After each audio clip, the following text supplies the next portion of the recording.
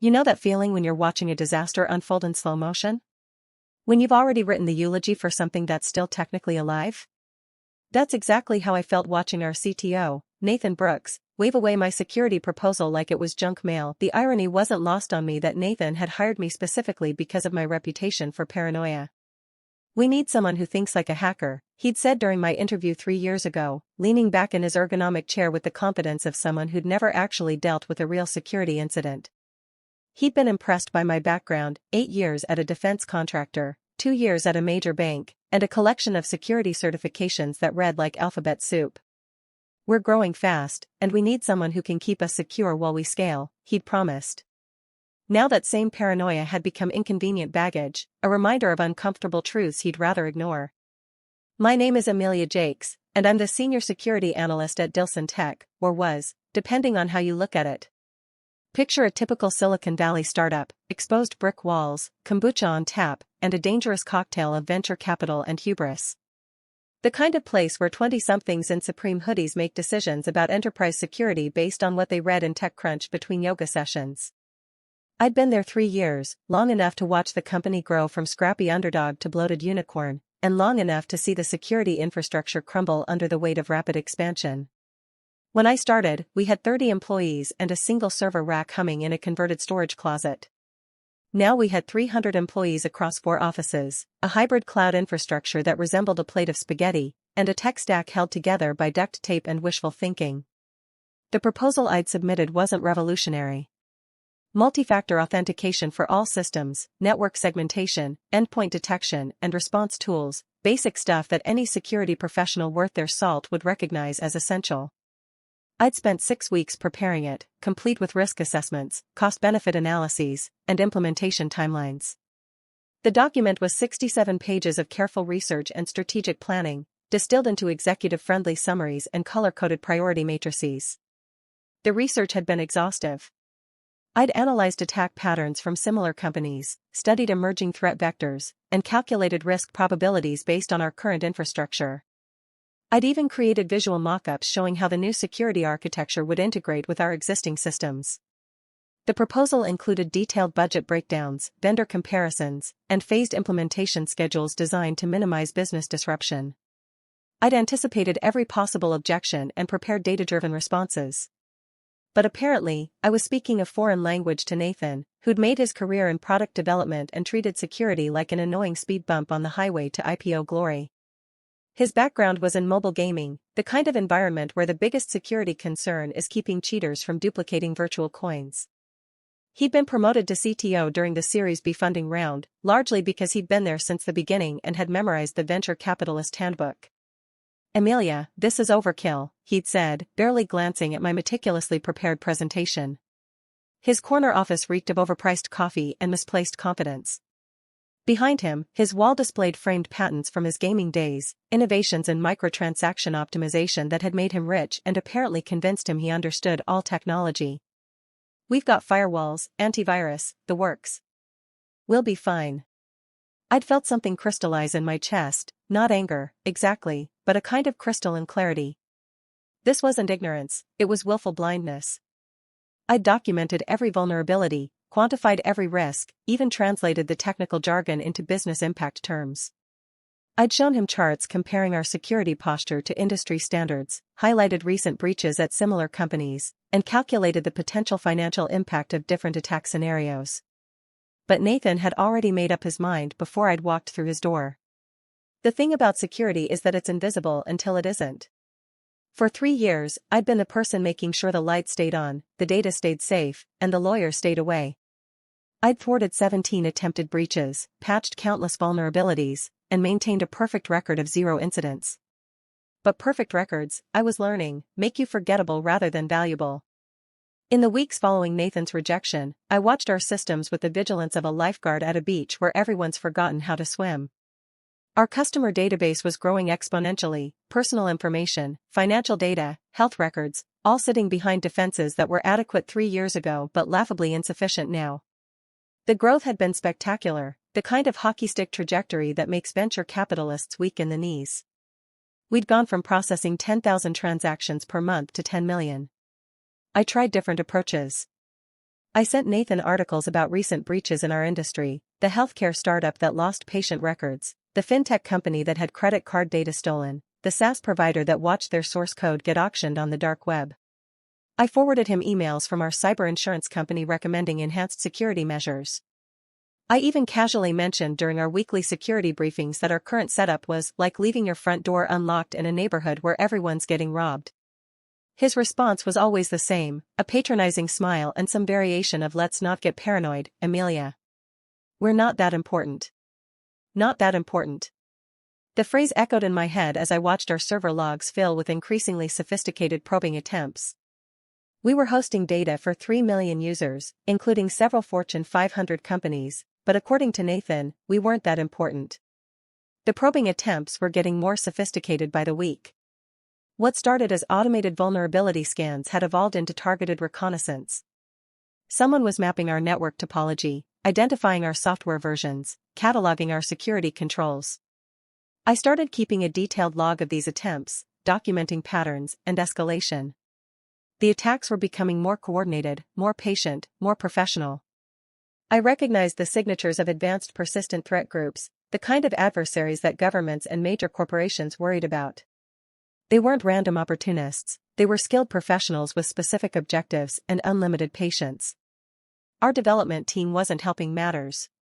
They were pushing code updates daily, sometimes hourly, in their race to meet investor milestones. Each update introduced new attack vectors, new configuration errors, new opportunities for exploitation. I'd request time to review security implications, and they'd tell me the update was already live. I'd identify vulnerabilities in their code, and they'd add it to the backlog, somewhere between add dark mode and integrate with TikTok. The sales team was making promises our security couldn't keep. They were selling enterprise-grade security features that didn't exist, compliance certifications we hadn't earned, and data protection guarantees that were legally meaningless. Every new client contract included security requirements that we were technically violating from day one. I tried to work with the sales team, offering to join client calls to discuss our actual security posture. The head of sales, Michael Rodriguez, had politely declined. "We don't want to overcomplicate things," he'd said. "These enterprise clients have security teams that ask a lot of technical questions. We prefer to keep the conversation focused on business value." Translation: we preferred to lie by omission rather than admit our vulnerabilities. The marketing team was equally problematic. They'd created glossy brochures and case studies highlighting our military-grade security and zero-trust architecture. Neither claim was remotely accurate. Our security was consumer-grade at best, and our architecture was built on implicit trust relationships that would make a security professional weep. The breach happened on a Tuesday morning, which felt fitting somehow. Tuesdays are the forgotten middle child of weekdays, not dramatic enough for Monday disaster, not anticipated enough for Wednesday hump day chaos. I arrived at my desk with my usual coffee and immediately knew something was wrong. The overnight security alerts weren't the usual false positives and routine maintenance notifications. Someone had found the exact vulnerability I'd highlighted in my rejected proposal. They'd waltzed through our network perimeter like it was made of tissue paper, escalated their privileges using a technique I'd specifically warned about, and helped themselves to our customer database with the casual efficiency of someone picking up their dry cleaning. The attack had started at 2:47 a.m. Pacific time, when most of our team was asleep and our monitoring systems were running on skeleton crews. The attackers had used a combination of social engineering and technical exploitation that was textbook advanced persistent threat methodology. They'd started by compromising a contractor's email account, someone from our marketing agency who had access to our internal systems but wasn't covered by our security policies. The beautiful irony? They'd left digital fingerprints everywhere. Not because they were sloppy, but because they knew we didn't have the monitoring tools to catch them in real time. They were so confident in our inadequate defenses that they hadn't bothered to cover their tracks. They'd even used our own admin tools to compress and encrypt the stolen data, then uploaded it to their own servers using our internet connection. I spent the next 6 hours performing digital forensics, documenting the breach, and preparing damage assessments. The scope was staggering. They'd accessed personal information for 2.3 million users, including social security numbers, credit card details, and medical records. They'd stolen our proprietary algorithms, our customer contracts, and 3 years of internal emails. By the time I had a complete picture, I knew we were looking at a potential lawsuit tsunami. The forensic analysis revealed the attackers' methodology in painful detail. They'd spent weeks studying our systems, identifying key personnel, and mapping our network architecture. They'd used our own security tools against us, leveraging administrative credentials to disable logging and monitoring systems. They'd even accessed our disaster recovery systems, potentially compromising our backup data. The financial implications were staggering.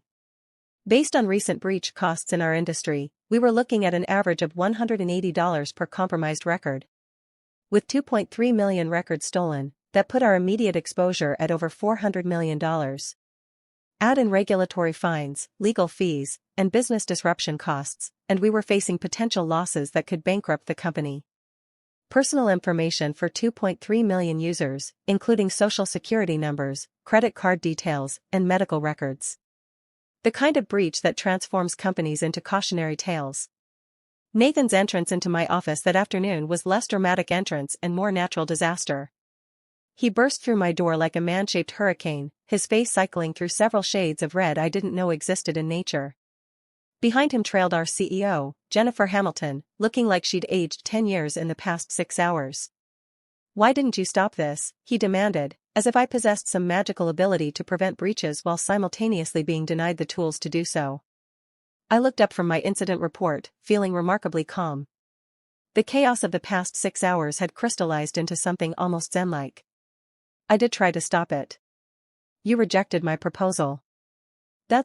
This is different," he was sputtering, searching for words that would somehow make this my fault instead of his. "You're supposed to be monitoring for this stuff." "I am monitoring. That's how I know we've been breached. It's also how I know this could have been prevented with the security measures you called overkill." Jennifer stepped forward, her voice carefully controlled. "Emilia, we need to understand what happened and how we can fix it." I pulled up my forensic analysis on the main monitor. The attackers used a multi-stage approach. They started by compromising a contractor's email account, then used that access to exploit vulnerabilities in our network segmentation. They escalated privileges using unpatched systems, moved laterally through unsecured network segments, and accessed our customer database through an unencrypted connection. Nathan's face was cycling through increasingly creative shades of red. "You're supposed to prevent this stuff." "I tried to prevent it. 6 months ago, I recommended implementing multi-factor authentication, network segmentation, and endpoint detection tools. You rejected the proposal because it was overkill."